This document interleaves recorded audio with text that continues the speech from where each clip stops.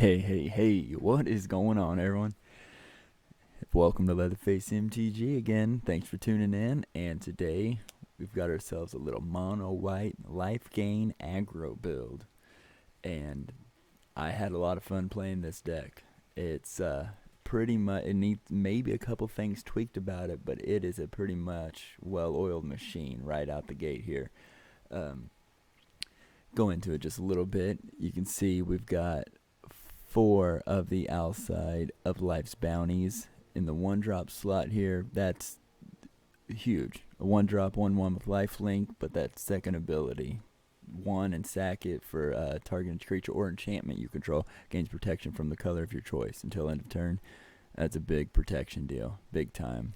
1 copy of Giant Killer, pretty much throwing it in there for the adventure ability.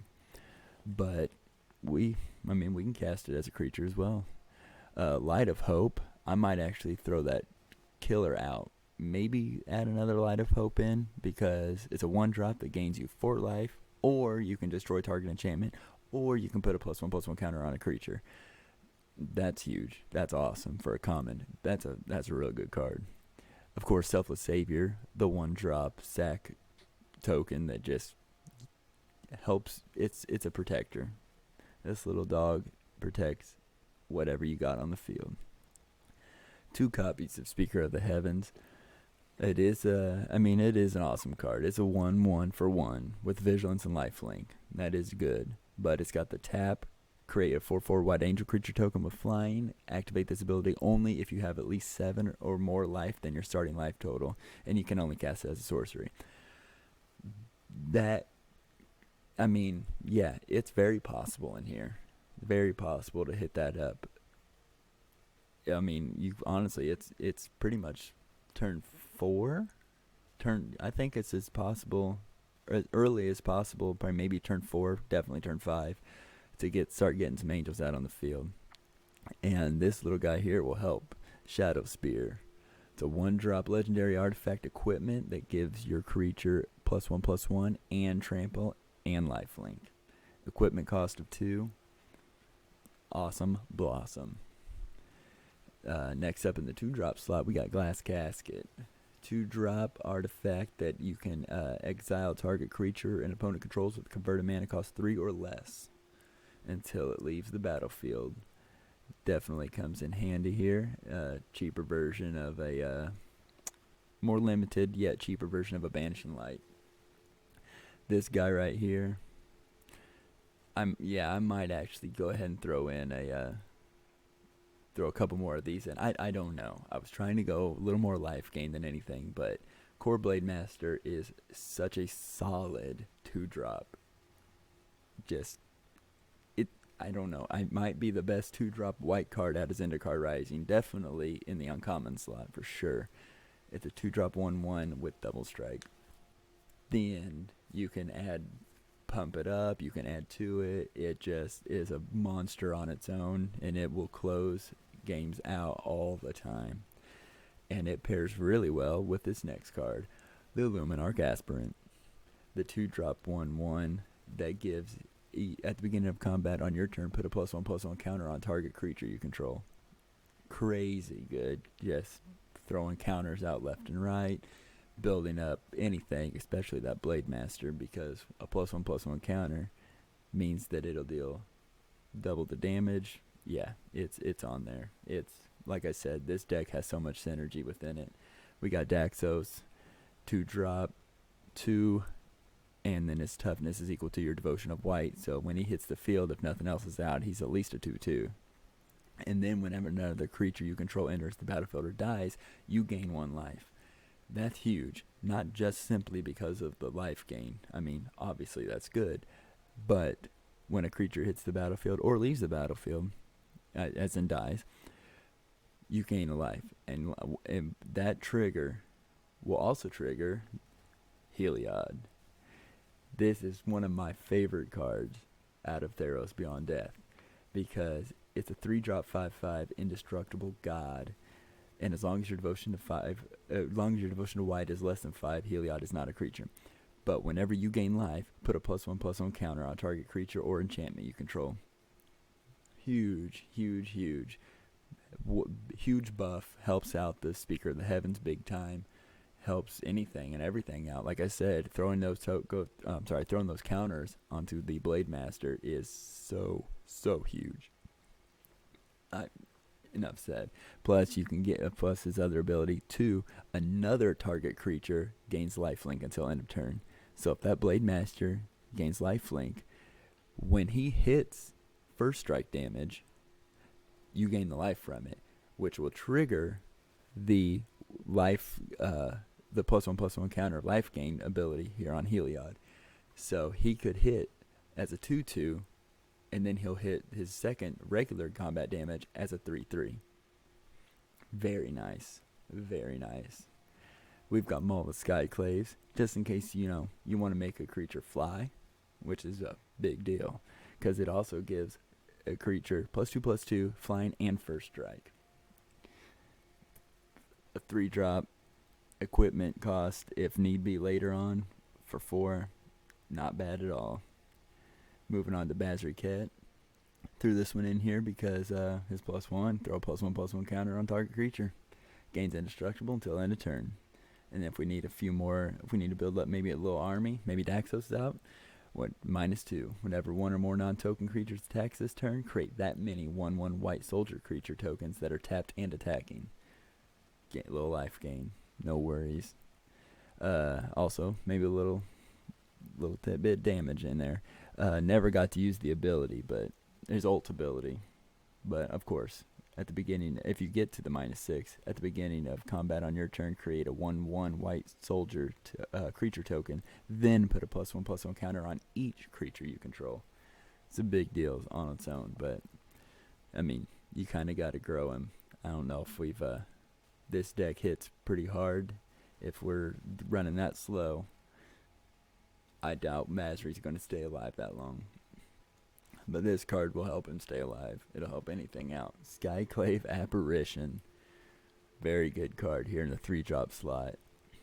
It's a spirit. I wish I had flying. Every time I play it, I assume it has flying. I got to get it through the head, though. But anyways, that's when Skyclave Apparitions enters the battlefield, exile up to 1 target non-land, non-token permanent you don't control with converted mana cost 4 or less.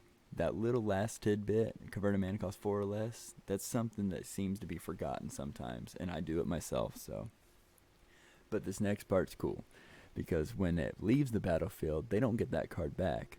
The exiled card's owner gets to create an XX blue illusion creature token, where X is the converted mana cost of the exiled card. So yeah, if, for instance, you use this on a Thieves Guild Enforcer, because, Dimir Rogues are running wild. Use it on a Thieves Guild, they get rid of the apparition later on, he gets a 1/1 illusion token, and all those mill effects are just long gone. Moving on to Linden, it's just a solid 3/3 with Vigilant, pretty much strong arm, and of course, a little more life gain there. When a white creature you control attacks, you gain a life. We got plenty of that. Here we've got 2 copies of Luris, a 3-drop, 3/2 with lifelink, and during your turns you may cast 1 permanent spell with converted mana cost 2 or less from the graveyard. I mean, looking at the deck list right now, we've got so much to cast, and you'll actually be able to see how kind of the fun that we can get into with Luris in one of our upcoming games here. Next card here, never got to use it, but it is, I still am, I'm proud of it. I think it's got real high potential, and that's the Luminous Broodmoth. It's a 4-drop, 3/4 flyer. Whenever a creature you control without flying dies, return it to the battlefield under its owner's controller with a flying counter on it. So we don't have another flyer in the deck. But if Broodmoth's out and they board wipe or whatever, anything without flying comes back with flying. So that's awesome. Of course, nothing wrong with having a board full of flyers. Moving on, we got Amarius Call. It is a 7-drop sorcery that can create 2 4/4 white angel warrior creature tokens with flying. Also, Non-angel creatures you control gain indestructible until your next turn. That's a huge deal, and that second half of that is always seems to be forgotten, at least in my mind, because I've ran into it on the wrong side of that deal before. On the other side of Maria's Calls, Maria's Shattered Skyclave, it's a land. You can bolt yourself for 3 if you want it untapped, or it will enter the field tapped. And other than that, we've got, oh, look at planes. Nah, we got 20 planes. So we are running 62 cards. There's probably 1-2 cards that, yeah, we can cut it out. But, I mean, it hits hard. It hits solid. I'm liking running the 62 in it, and I do. I have such a hard time deck building and keeping cards down to 60. I don't know if it's in my will forte, but it's definitely 62 I am comfortable running. And 62 cards with technically 21 lands. I haven't really ran into too big of a problem, especially with how many 2 and 3 drops and less that we're running in this deck. So anyways, I'll stop rambling. We'll get on to the gameplay here real quick. Gotta thank of course everybody that's checked out LeatherfaceMTG on YouTube and Facebook. Appreciate every single person's support. So of course, if anybody would like to challenge on a Tabletop Tuesday, comment below. Comment on anything. Message me on Facebook. We're going to try to keep getting that theme going on a weekly basis here. If anybody wants to challenge on Arena, we can also do that too. No big deal. We can always try to play test decks, any format, whether it be Historic, Standard, Brawl, all of the above. Let's just have some fun, bring the MTG community together, and the whole point of this game is to have fun. So without further ado, here is my take on a mono-white life gain aggro build. Cool beans. On the play, and we've got some great early interaction there.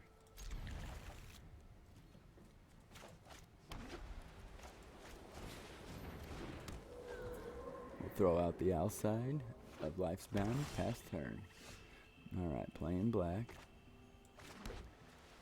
Blade Master. And swing in for 1.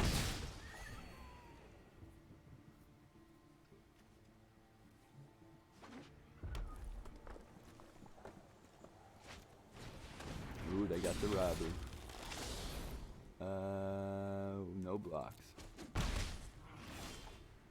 Awesome, we got that fourth land. Should we go ahead and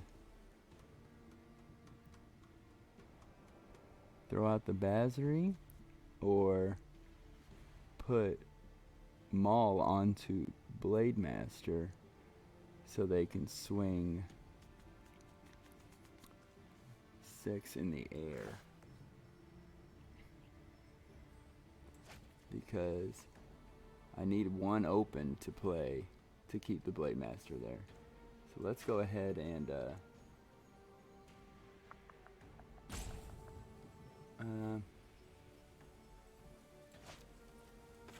let's go ahead and put Basri out. Plus him. Society should be structured so everyone benefits. Put that onto the Blade Master. My sand We'll swing will in protect for 5. you. Gaining 1. Next turn we can drop the planes, play the Savior and the Skyclaves. Plus, stomp over there at the Basri. Robber's going to take care of him. That's alright. Ooh. Now I feel like playing the Daxos, but I know that we can get in. If we were a little more aggro, making the Blade Master swing 8 with an extra one there, and we have the ability to sack. Yeah, let's do that.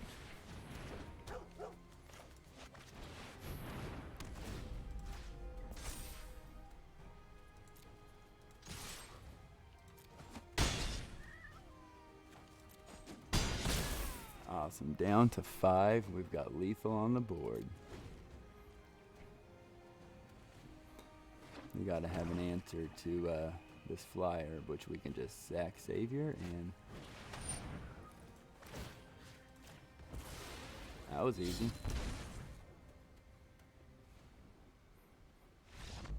And that's how it is. We out-aggroed what looked to be a pretty aggro deck. Awesome. Alright, let's take this one for another spin. Alright, we're on the draw, but we have plenty of land and plenty of early game interaction, so we'll definitely go ahead and keep.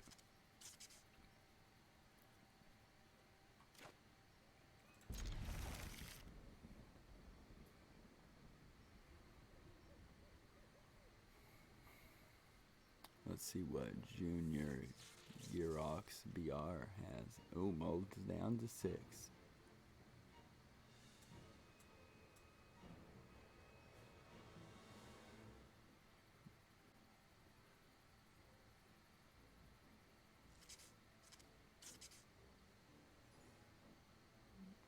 Alright. Is he going to mold down to 5 maybe? Nope, he's already on the first main.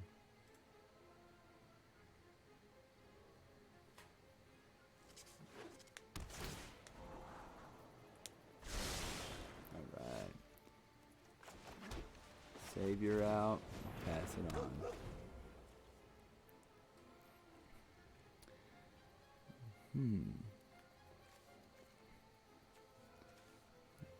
I don't know. Should I go ahead and put Daxos or the Luminarch out and start building something up?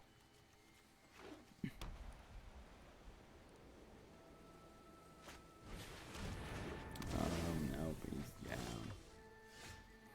Alright, so now we know. With Heliod there, these life gains.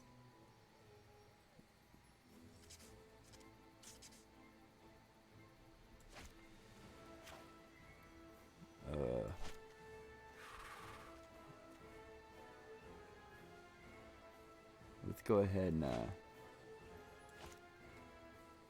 put Daxos out. Next turn we can throw out the Heliod. Then that Luminarch will just start building things up. In worst case, we need to Skyclave something. So. Alright. We got a land.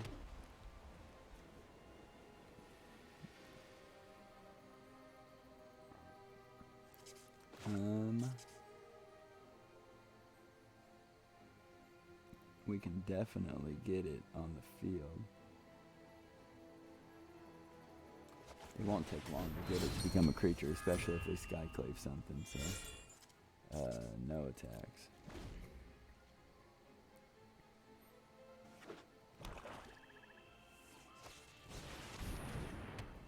Ooh, Revenge of the Ravens. Alright. Alright, so we could gain 2 life this turn.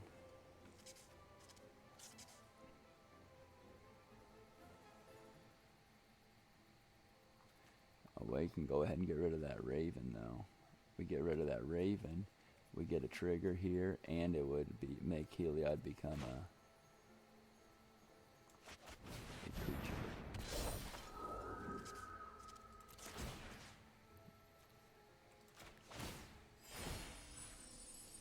And then Heliod, let's go ahead and put it on Daxos.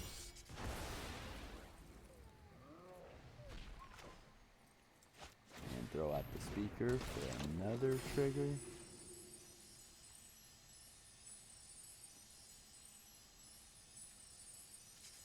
Yeah, let's start building our speaker up a little bit. Swing 8 their way.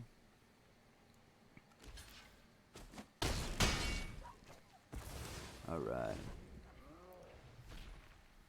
Now, if they have a way of getting rid of the Skyclave, they will get a 4/4. What we got there? Draws 3 cards.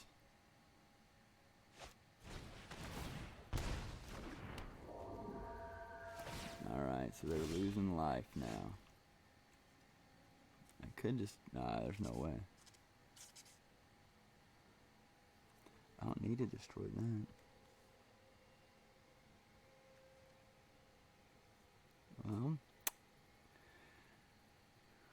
Well, we got 4 here. We could send... really anything in the air.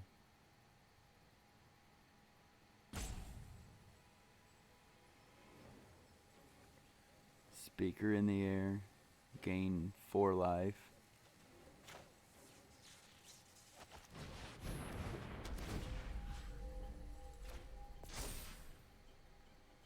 There we go.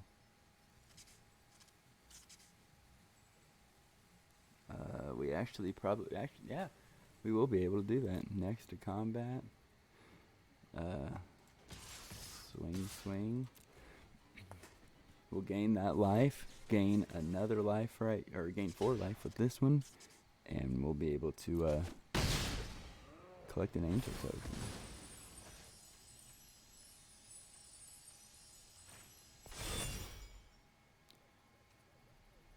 Next to damage.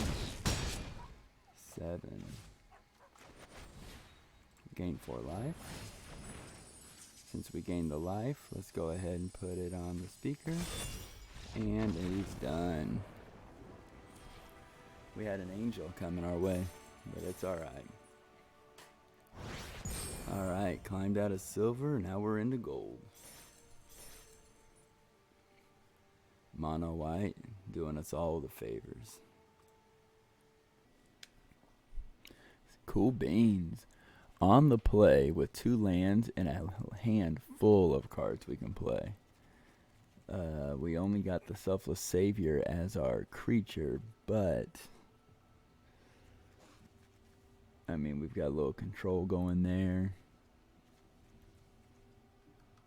Yeah, let's go ahead and keep him. Let's see if we can draw into some good creatures.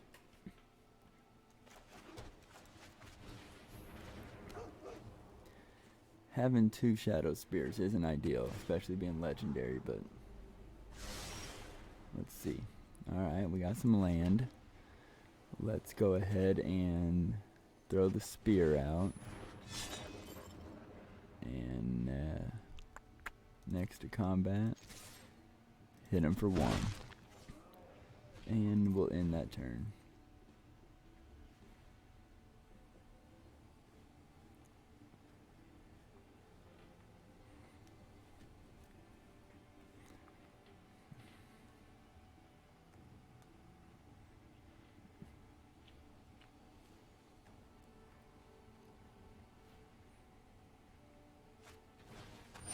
Thieves Guild Enforcer. What do you know? Mills 2. Alright. And definitely could have used, for sure, the Linden. But it's alright. Pass to attackers, and we'll call it my turn now. Maul the Skyclaves is all good, but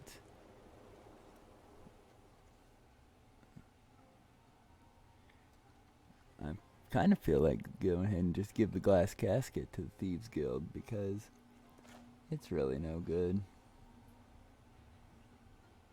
Let's just do it.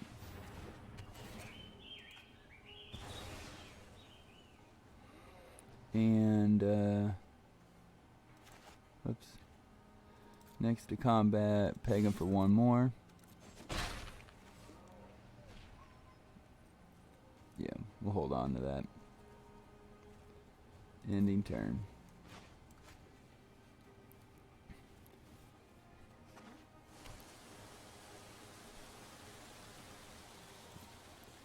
And they're reading that Glass Casket, so I may have a way of getting rid of it.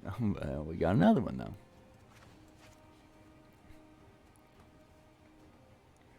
Dang, I'm tempted to throw the spear onto the savior, but I just got to get rid of that savior. I'm nothing to get rid of it for, though. We'll throw out the Skyclaves, get in for some more damage. Unless they've got a drown in the lock, maybe? Yes, they do. And it's to destroy the creature.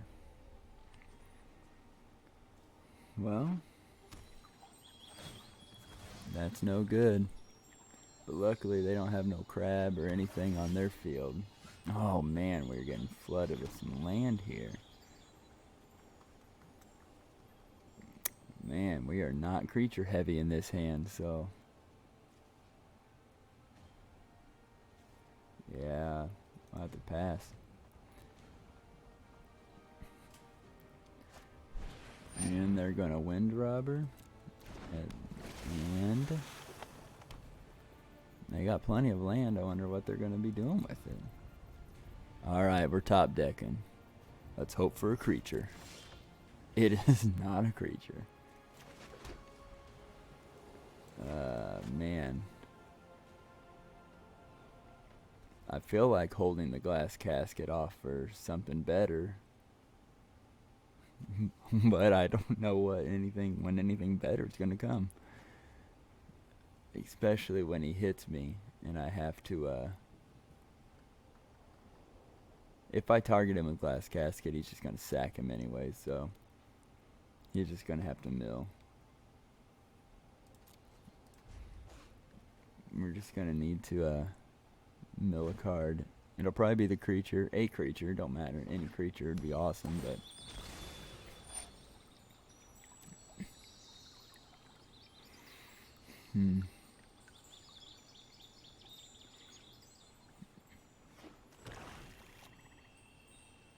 pass to attackers. They'll get in for 1. We'll have to mill the 1. And I'm nervous to see if it's a creature. It is not. Alright, we're okay with losing a Marius Call. Even though we have almost enough land to cast it. Alright, top deck time. Basri. Basri doesn't do any good because I have to plus him. I have to put a +1/+1 counter on target creature. I don't have any.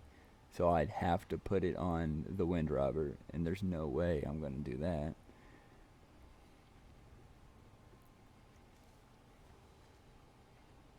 Oh, man. I'm getting greedy. Because I'm going to hold that glass casket another turn.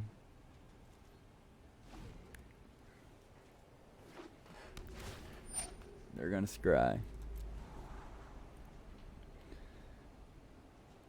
They don't like what they see. So let's go ahead and they're moving to combat. I have a feeling they have a lot of counter spells in hand or something. And we just don't have a lot of creatures. Oh, good. Get that land out of our way. Thank you. Alright, top deck. Third time's a charm. It's a Skyclave. At least it's a creature, so.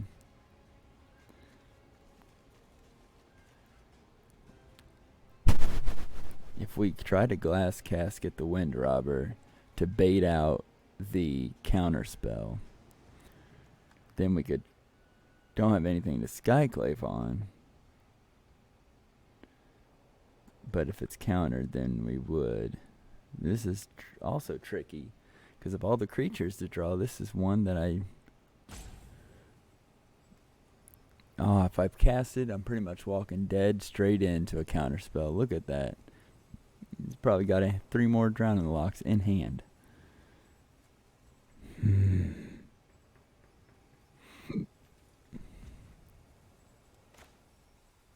Let's do it. Glass casket.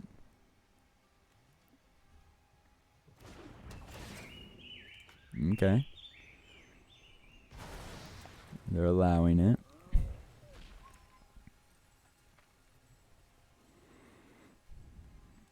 Next to combat. Oh man, this is This is this is something. Let's throw Basri out.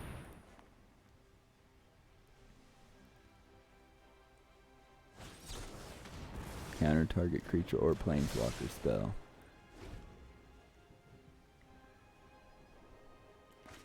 Alright. Into the story. Hey, they're tapped out. Except for the crab. Well, that's okay because, boom, I can work with that.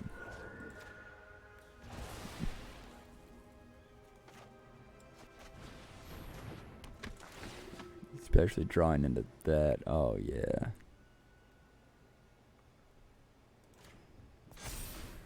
There we go.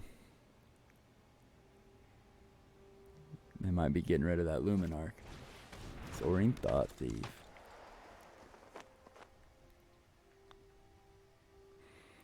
Thankfully, I can maul onto the Skyclave here. Ooh, yep. That's why I threw the counter on the Skyclave. Ooh, double Thought Thieves. Okay. Okay.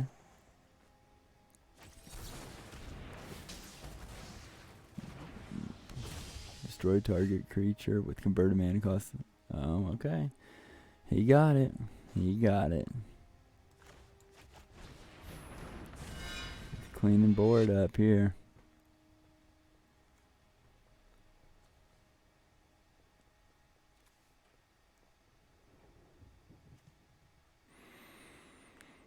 Alright, let's go ahead and equip the spear on him.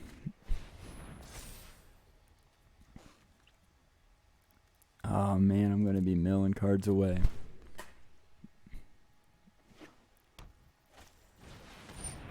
Alright. He's drawing plenty of cards. He got so much mana.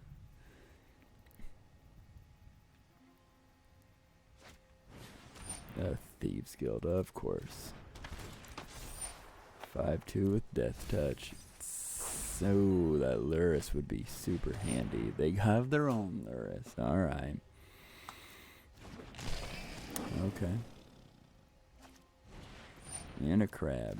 Wow, they just had the perfect draw off of that into the story. And they're gonna swing 3 in the air.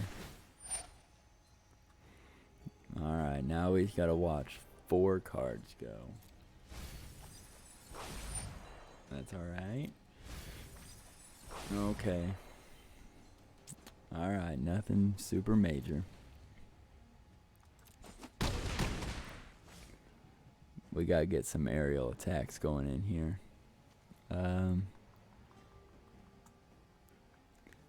See, he has Death Touch, so we gotta find a way to get rid of him.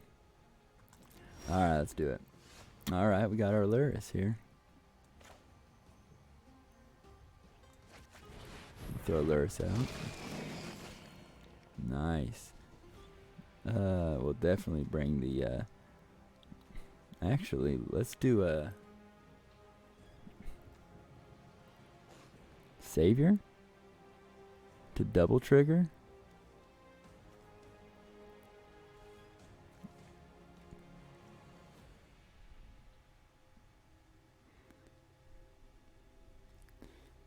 He does have trample and lifelink, so let's do that. Let's do a Savior to double trigger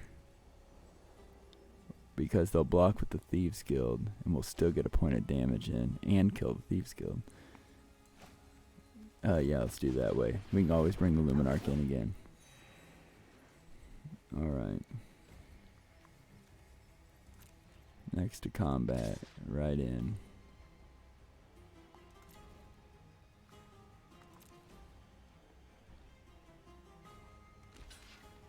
Yep, that's what they thought.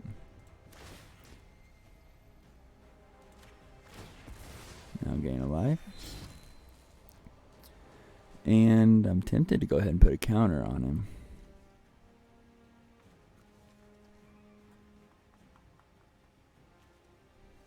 To get 2 points in, gaining yet another life. So let's do it that way. They're not going to be running too many enchantments anyways. Alright, so there goes their death touch creature. Unfortunately, Luris will bring it right back. I get you.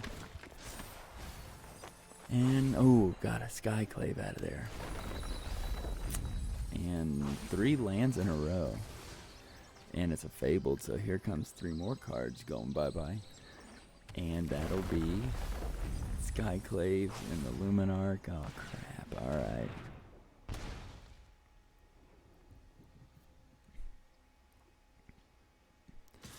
And they're swinging 2 in the air, 3 on the ground.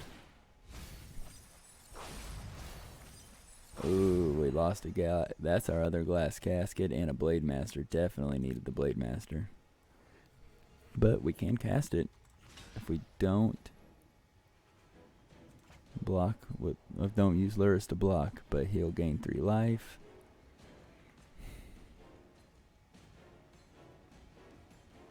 I need the Luris effect. I'll take this 9 damage.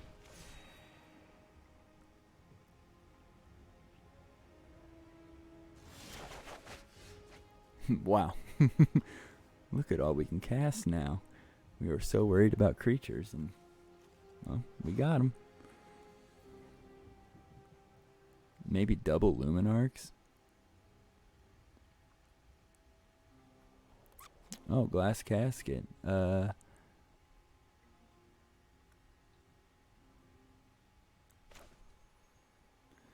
Should we Glass Casket Luris? Sorry. Glass Casket Luris. That'll prevent the Thieves Guild from coming back. We can get in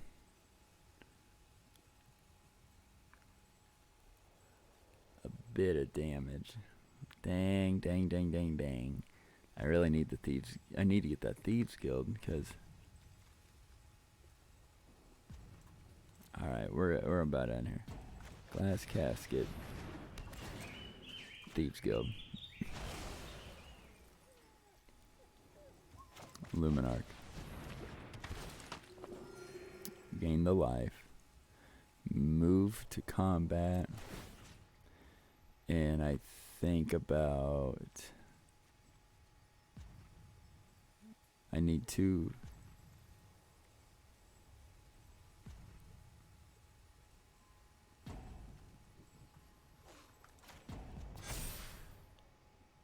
Put her right there. And Luris swing in for 4. And I'll hold back Daxos to block in case they need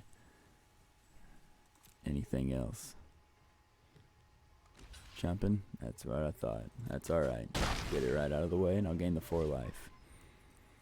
And now we'll end the turn. Luris will come back around. We can double Luminarch. This is going to be a tough one, but alright, we've got this. Ooh, there goes the Brood Moth, and I can't cast the Brood Moth. That was the big boy in the deck. Alright. Man, they're getting their Fabled in now. Nexus and Giant Killer's another one. Luckily, I can cast the Giant Killer. No, well, it won't do anything because they're 3/3s. I was thinking of the 5/2. There we go. Now I can cast Giant Killer.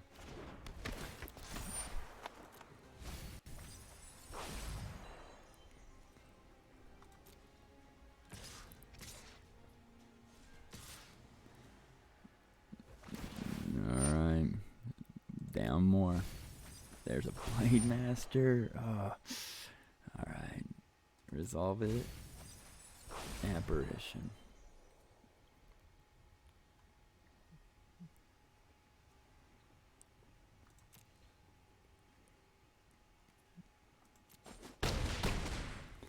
Down to 9.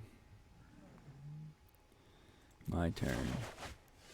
Drew a land. It won't be a bad thing, really. All these cards I can play. So if I throw the Giant Killer out,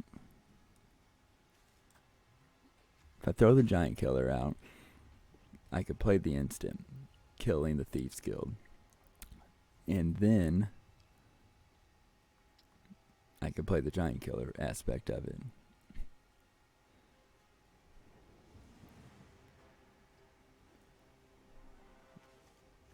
I really feel like... So it's 2 or less. So all of my Skyclaves don't even matter. Dang. Let's do the giant killer. Oh, I can't cast it as the chop down. I can only cast it as the creature. Dang, I thought I could cast the adventures part of it. Well, that was just pointless. I gain a life. Whoop-de-doo.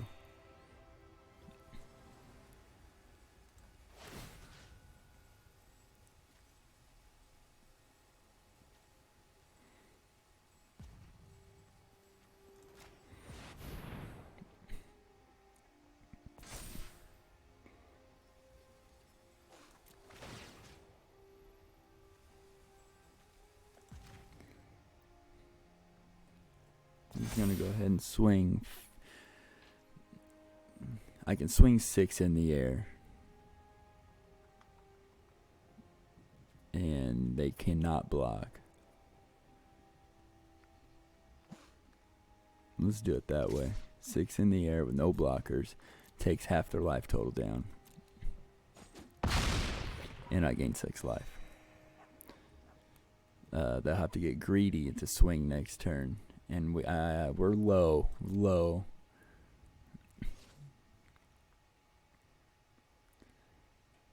I should have got greedy and just swung. Because 1 and 4 would have taken him down to 2. Oh well.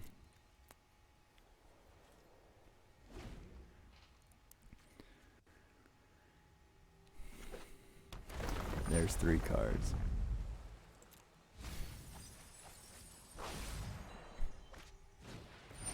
Windrobber triggers the Thieves Guild for 2 more. Swinging with 2 Thought Thieves should do it. Yeah, because all they have to do is swing. That's it.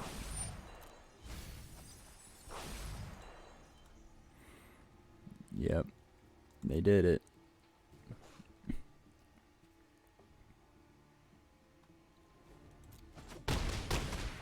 They got me.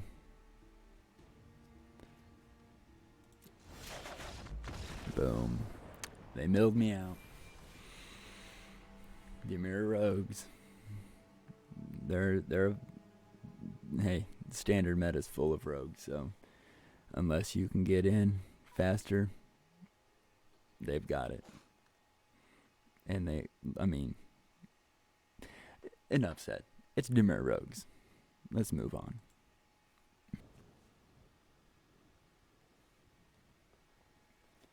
Once again, we're on the play.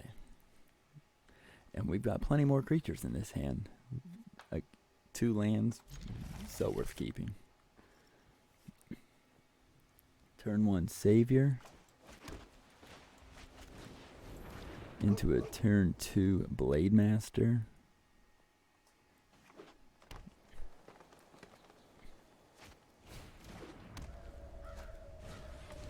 Ooh, the Ozolith. I've been looking forward to building a deck around that card. Let's see what we're facing here.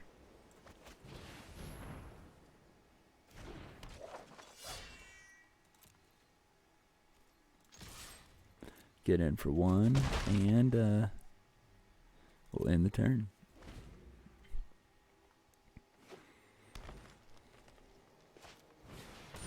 Alright, Scavenging Ooze.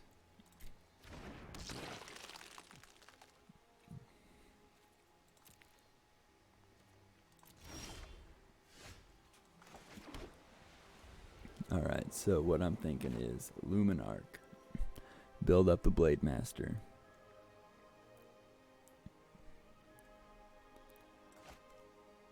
Yeah. Luminarch, build up the Blade Master. Shadow Spear.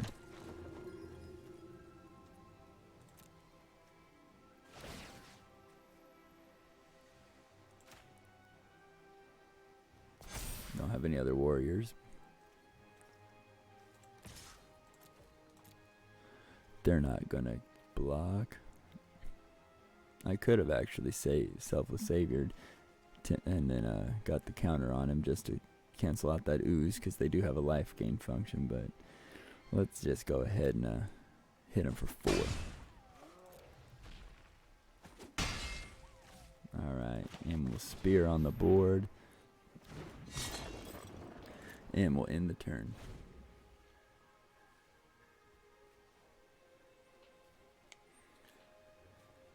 I'm thinking we're going to see a Yorvo here.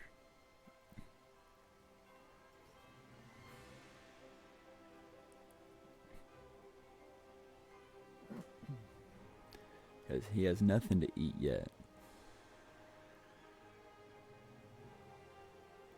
So there won't be any counters going his way. And he must not have something, either no land or nothing good to play this turn, so we can attach the Spirit of the Blade Master, give him another counter, making him a 4/4, and with lifelink and trample and double strike, and I think it's doing alright. Primal Might.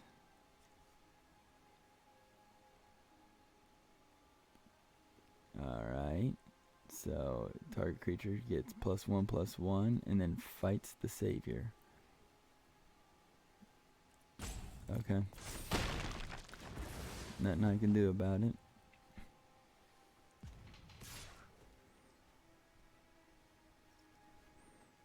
No blocks.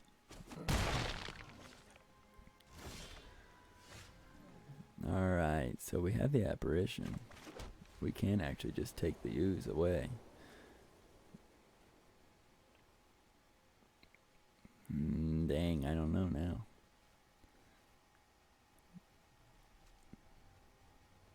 Because it needs 2 to attack, but I think we're alright doing this.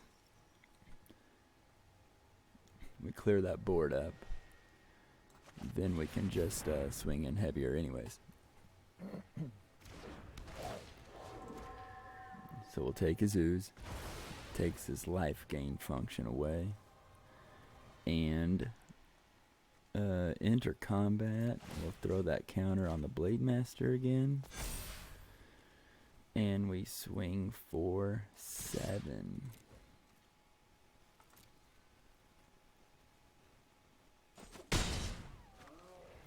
And we'll take the other 4. Alright, so now next turn we can Shadow Spear onto the Blade Master. In turn. So now they might be top decking. They got their land. And they got Yorvo. That's what I was thinking. Resolve.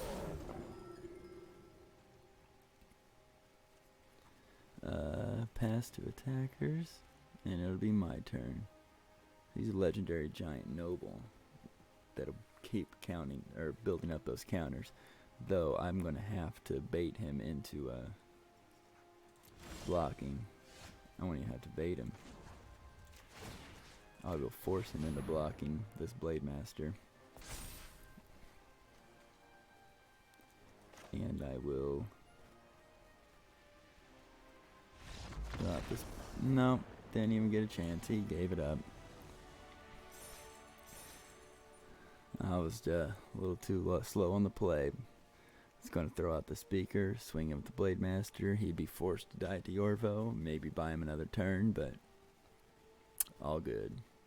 Mono white aggro. Does it again. Man, it is our lucky day. We're on the play again. 3 lands, an outside, and 2 Blade Masters.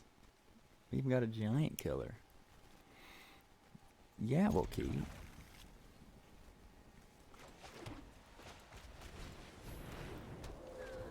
Nice.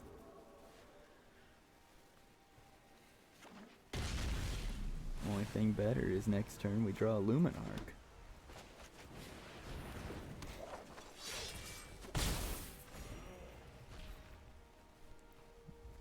Looks like we got the Rogren trio and a Fable.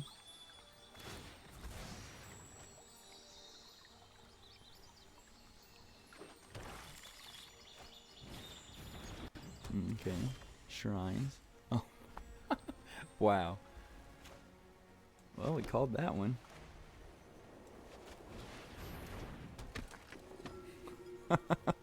That's nice.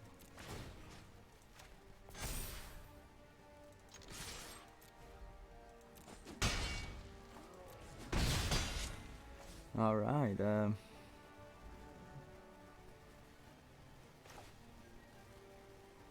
Let's just throw it out as the giant killer there. That way we can just use the tap ability and tap that creature. And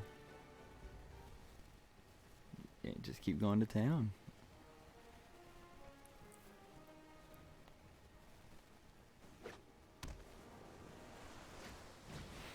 Another shrine. There we go. Now we can get in with a little more damage. So I could...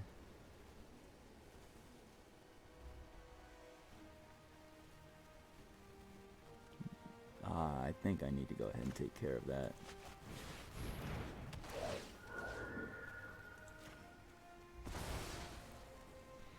Alright, and next to combat, enters the combat, Blade Master, there's the 3, and now here's another 6, and we'll end turn.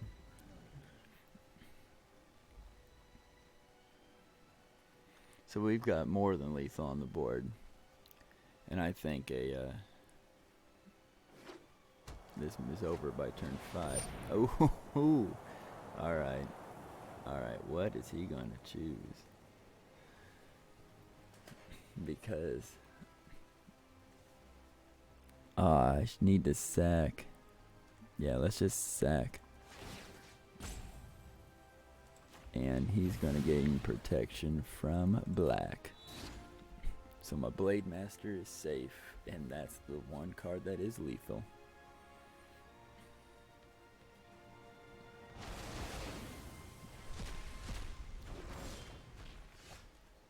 Oh. Okay. That's weird. I thought that would, if it had protection from black, then, okay, that is my bad.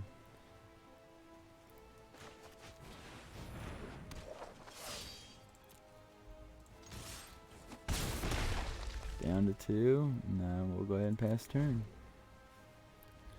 Huh.